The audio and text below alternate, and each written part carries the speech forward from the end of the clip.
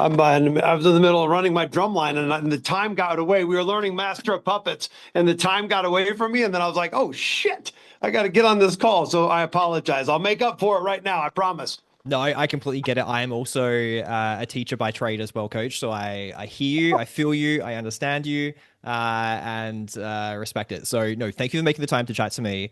Honestly, I was thinking about in preparation for this. What do I ask, coach? Because there are a thousand things to ask someone like you. But I think the first one I was really thinking about is why now? Obviously, you've played in iconic seasons in the past, and you haven't played in this newer era of Survivor. But why come back now and put yourself back out there?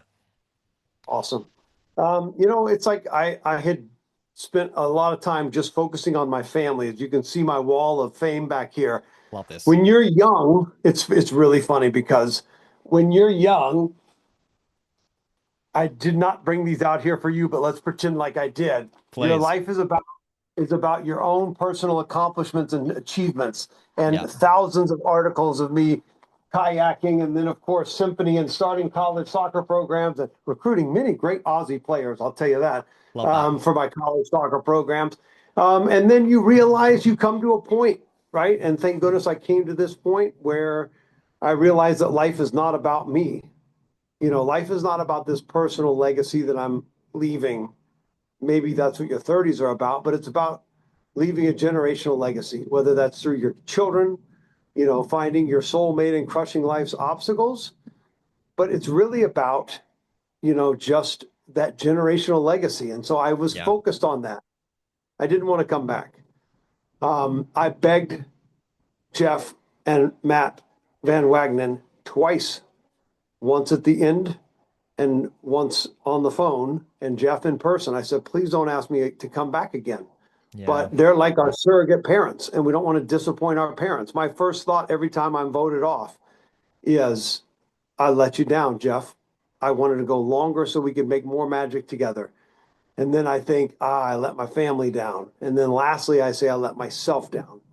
And so I was really, about just riding off into the sunset. And then, the call came and I went back and forth about it. But in answer to your question, the reason why I decided to come back is because I felt it in my heart. I've been at a place where if you're in the right place at the right time for the right reasons, God will bless you beyond measure. And I try to live my life like that. And so I waited until I found that peace inside of me deeply that said, yeah, you need to go back out there and do a victory lap. There's no pressure. You don't have to win. You don't have to impress anybody. You don't have to, even if the fans don't like you, you just got to go out there and be the ultimate showman. At the end of the day, I've been performing since I was in fourth grade with my mother on piano and my brother on violin. And we went to the mental hospital, mental institution in Knoxville, Tennessee. And my mom said, we're going to play for these people because we're going to bring light into their world. And I said, I don't want to play for them. They're weird. They put sandwiches in the pianos and it's just like nasty. And my mom was like, this is what we're doing. We're a light Yeah. to the world. And so at a very young age, I was on stage and I've been performing ever since. And Survivor is the ultimate stage. I mean, it's like Survivor 50 is the number one show, right, on network Yeah. television right It now. And is. right now, I mean, it's like literally was crushing all time slots, all nights. And so it's the ultimate stage. I love that. And look, just to set the stage for newer listeners of the podcast and newer fans of Survivor, Token Sheens, Heroes vs. Villains, South Pacific, back into Survivor 50.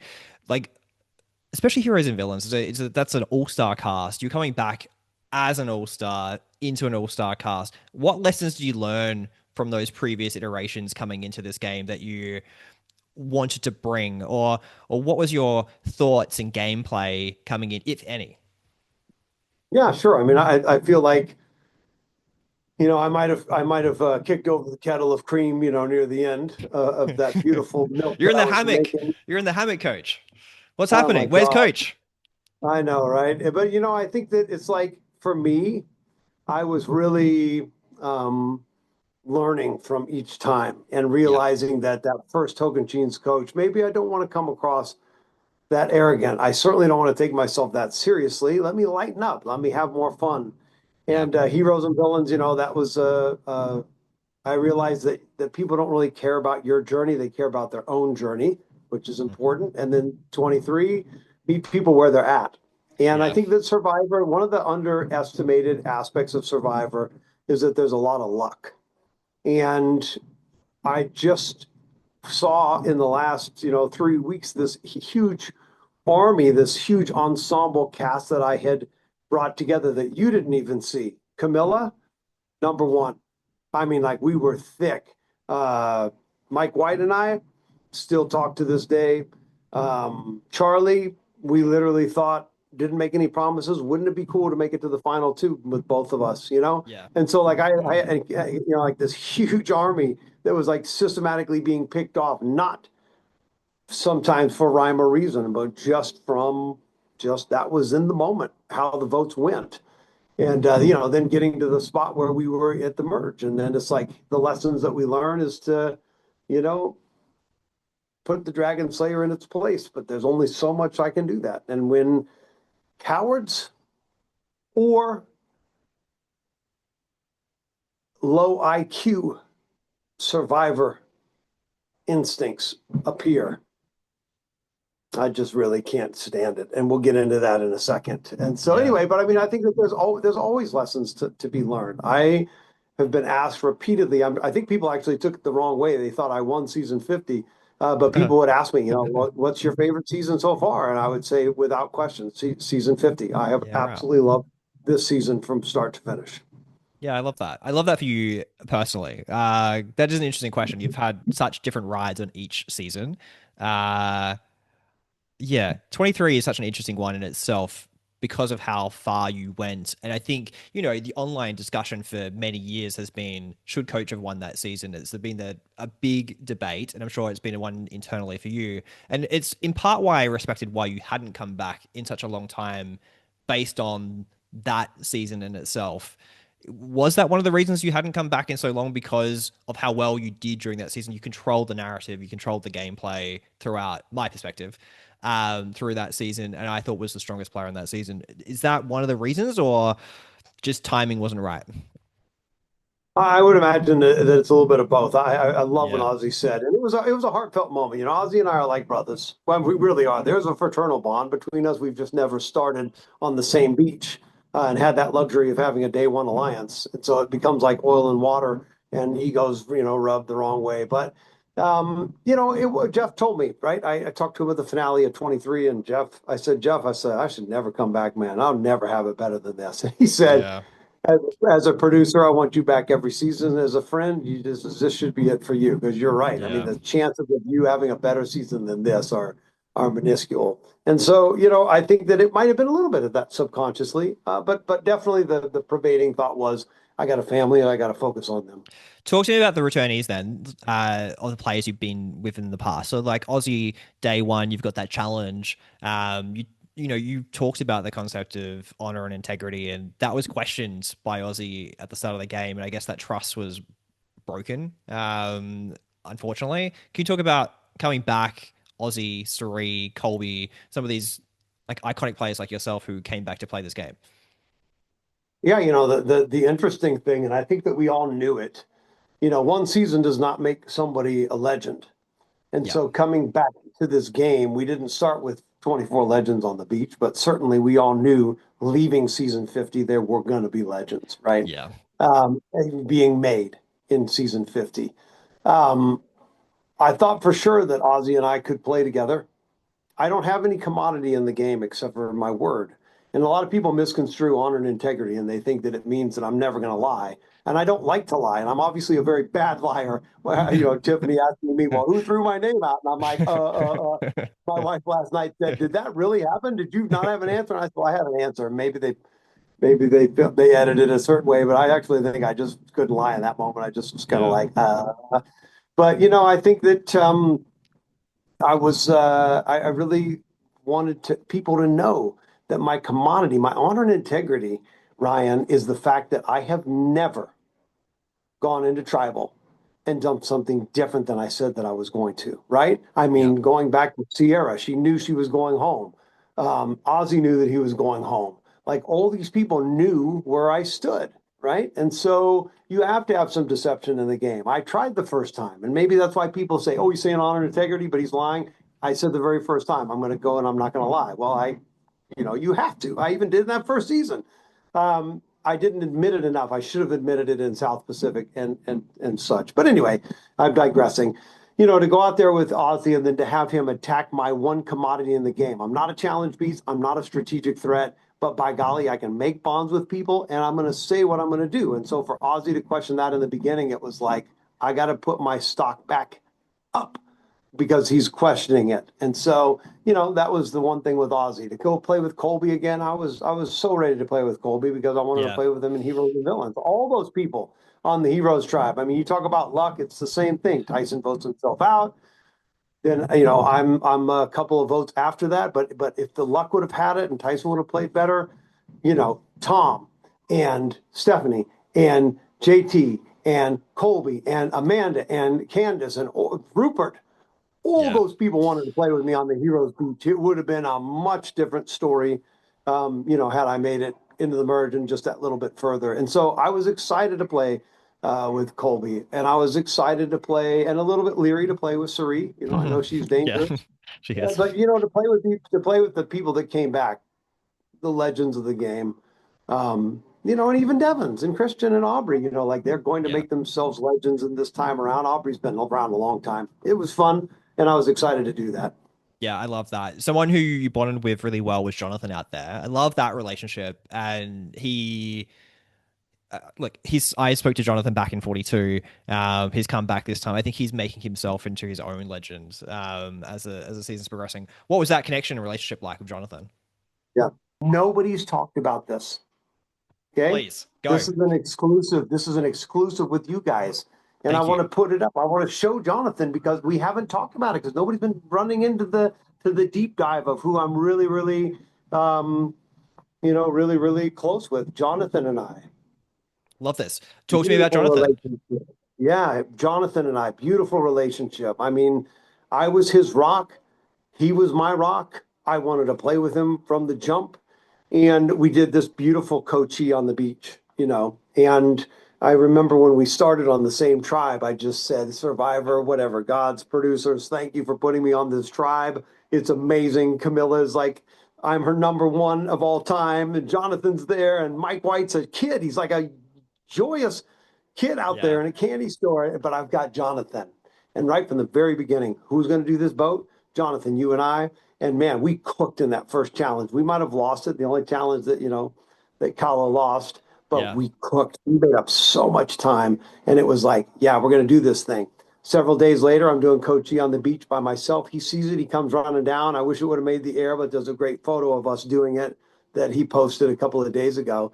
And, there's that whereas Chrissy was my day one, and I would call her my number one. Dude, there is no way that Jonathan and I do not make it into the finals. There's no way that I'm ever going to write his name down. There's no way he's going to write my name down. He was one of the few people that actually kept his word.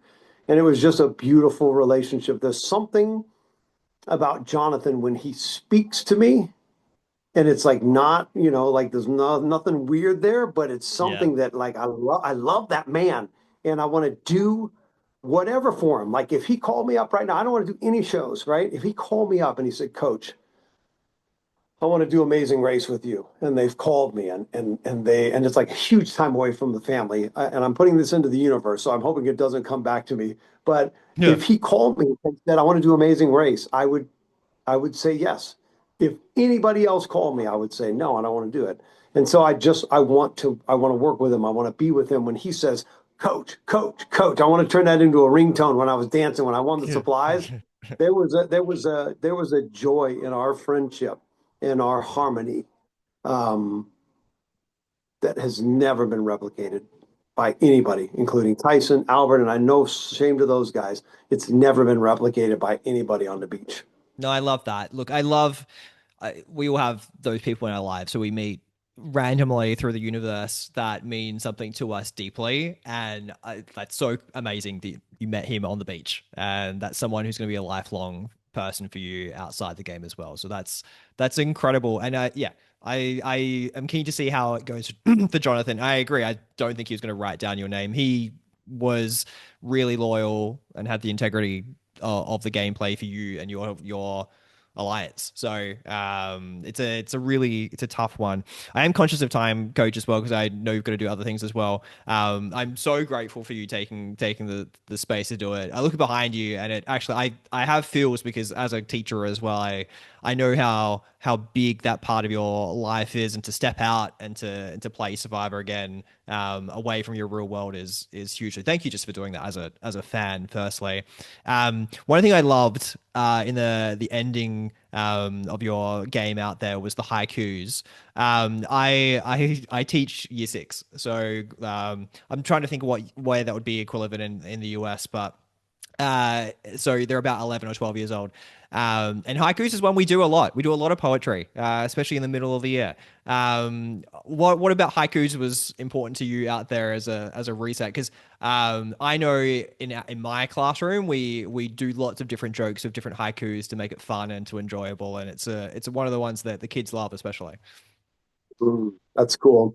You know, haikus, as you know, since you teach them, are actually meant to be a little bit more um, vague Yeah. and descriptive and to grab a moment in time, right? And so my haikus were, not that because I was just making them up on the fly and you have to really think about, Yeah. like water dripping, sound echoes, like it's that kind of thing. But I've always loved poetry. I'm a published author. Yeah. I actually published my first poem when I was in seventh grade, and it was about the color black. The teacher said, "Hey, there's a poetry contest for the state of Tennessee, and you're going to get a published poem." And I was like, "Oh, black is a color if there were no sun." Black is the color of a burnt hot dog bun. I was seven, maybe sixth grade.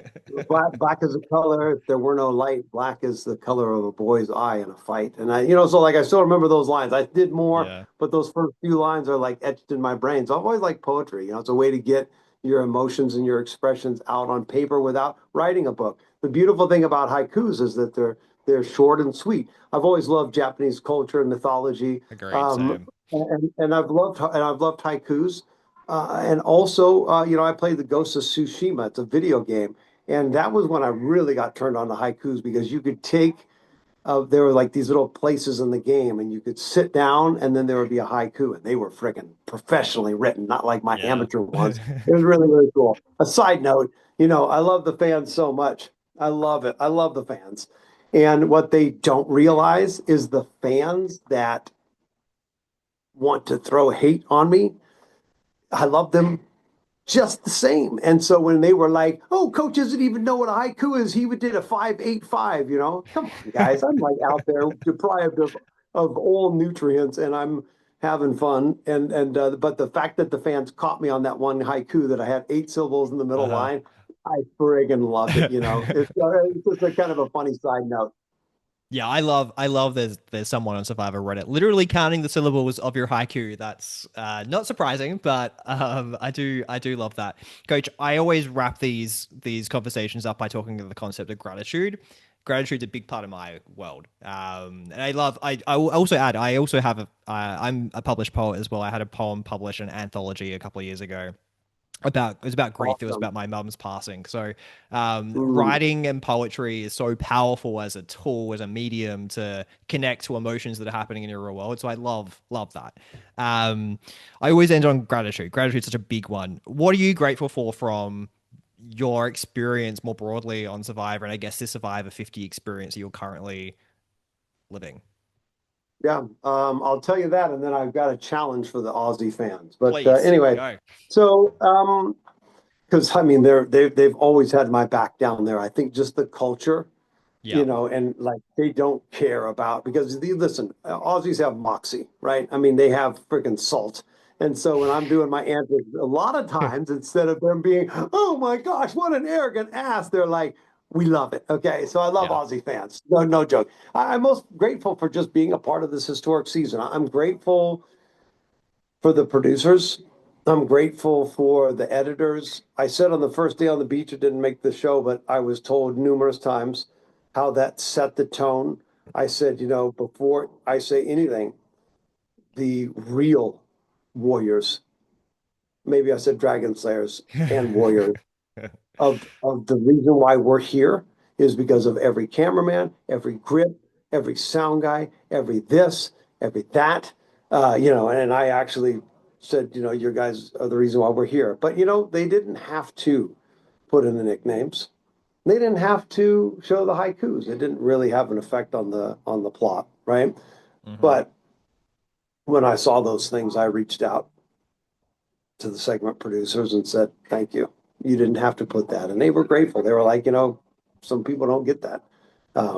And so I'm grateful for the airtime that I got. I'm grateful that out of the 24 players, there's going to be 8 that you really remember in season 50. And I'm going Yeah. to be, one of those 8. I think one of the things that fans have been crying out for, especially in the new era of Survivor, has been people love the human elements of Survivor. It's not just the strat chat. Like we don't need an hour of robots talking about strategies. We also love the human element of what makes Survivor a real game. That's always been about, originally 16 Americans going out there to see who would win. And I think that's been lost a little bit. So I think when you come back and people like you come back and connect to that at a deeper level, like it means a lot. That's cool. I love it. Thank you. Um, no, complete. I'll leave you with a quote from Marcus Aurelius. You have power over your mind outside events. Realize this, and you will find strength. And Coach, I think you found strength this season, my friend. So congrats on playing. I love that. I love that. Remember, I got a challenge for the Aussie fans. Okay. Yes. What's the challenge? So the whole nickname thing went viral, right? I mean, Yeah. I literally had thousands of people asking me for nicknames, and then people were jumping on Cameo. And I don't know if you know, but I'm like the number one survivor on Cameo for 5 years in a row, right? Like I'm I have seen even this. not being on TV. Literally, like every time they're running contest, I'm like on the top, and it's cool, right? I'm humbled to be a part of it, and the people want to listen to what I have to say. Anyway, so the whole nickname thing is like, give me a nickname, and it's like I can't do that. I got to know you, and so I'm very reclusive. I've only done one Survivor event besides the rock show that I'm doing this spring. I've done Yeah. one event, and that was 16 years ago. And you're not going to catch me at events in the future. But I'm doing this nickname thing, and I said first 200 people that sign up are going to get a nickname, and I'm doing it on my website, Dragon Slayer Coach. I know it sounds like a little bit of a promotion, No, but go. we're going to sell out. There's only 200. There's been no Aussie fans that have asked for a nickname, and I don't know if it's because they don't know about it, but it's literally right now we've done 120 nicknames. Hmm. So there's 80 slots left. I only opened it up this last week. Those slots are going to be gone. And so I would love to get in touch with some Aussie fans, and they can check it out on dragonslayercoach.com, and that way we can connect. That's I'll my put challenge. I'll put the link in the episode show notes as well, Coach, so people can find that and check that out. I feel like I feel like I might have to sign up to get my own nickname. I won't pressure you to give me a nickname here, Coach, but I Well, why appreciate. not?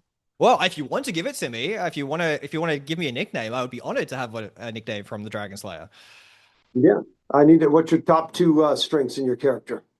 Look, I would say that I feel like I'm a fairly loyal person. I think through adversity, I've had to be fairly loyal. And like I ran a marathon last year, so I feel like I'm pretty tough that way. Okay. And tell me what is something that's, and we learn in our 20s and 30s to Mhm. figure out what our greatest weakness is. And then we take that weakness and we make it our strength, right? And Yeah. so what would you say that weakness is My that you weakness want to is make your strength? my weakness is that sometimes I'm a people pleaser, Coach. Okay. Okay. And are you big into druids and wizards, or are you more into Japanese, type mythology? I'm into all types of things. I don't mind wizards, but yeah, I'm Okay. into lots of things. Okay. I'm feeling it right now. Okay. Okay. I'm feeling that nickname. Okay. I know we're wrapping now. Okay. Sorry. Okay. The quiet forge of the king. Okay. Love that. Says little, shapes the outcome of events very much. It's the quiet forge of the king. Think about yourself as a smith with your words, and you're shaping so much, and people don't think physically that you're shaping the world, but you actually are. So that's your nickname. Amazing. Coach, I have to let you go. Thank you so much, man. I super appreciated it and all the best. All right, you too, my man.